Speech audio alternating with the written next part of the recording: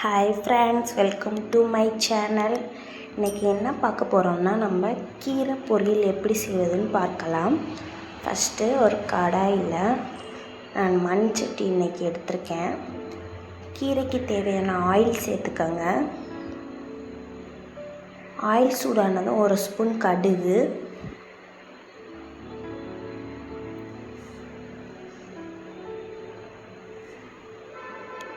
கடுகு நல்லா பொரிஞ்சிருச்சு.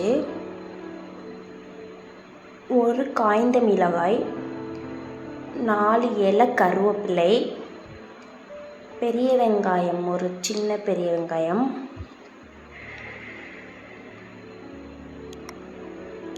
இப்போ நல்ல மண் இல்லாமல் அலசி சின்ன சின்னதாக நறுக்கி வச்ச கீரையை சேர்த்துக்கலாம்.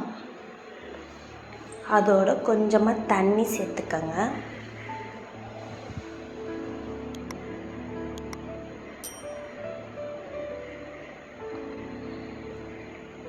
இப்போ நம்ம ஒரு மூடி போட்டு மூடி வச்சிடலாம்.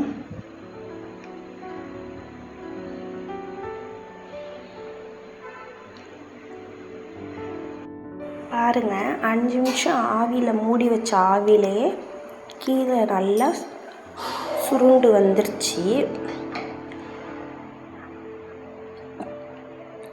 இந்த ஸ்டேஜில் கீரை சாப்பிட்டு பார்த்தா கொஞ்சம் சக்கையாக இருக்கிற மாதிரி இருக்கும்.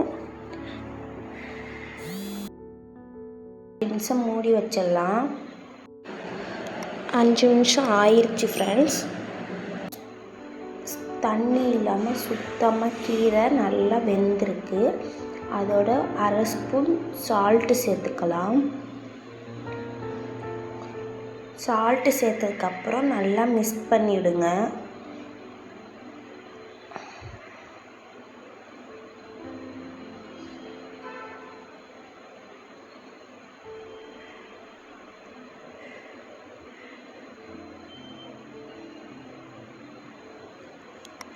இப்போ தேங்காய் பூ சேர்த்துக்கலாம்.